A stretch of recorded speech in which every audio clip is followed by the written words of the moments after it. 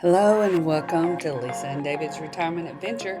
Today we're going to take you downtown walking in San Jose, Costa Rica.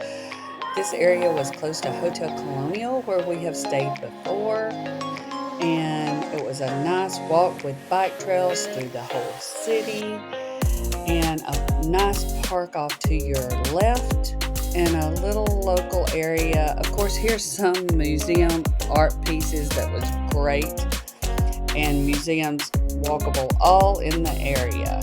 These were precious ladies that were dancing, getting ready for a festival, and they were so polite. They were off in the building to the right that had a community center, and they welcomed us with open arms. And as you see, going up through here, they have fruit stands all over the place and shops, and off to your left is one of the central bus stations, and there's buses leaving to go all over Costa Rica there to your left. There's a view of the park and David, and thank you, and please subscribe to follow us along for more adventures in Costa Rica.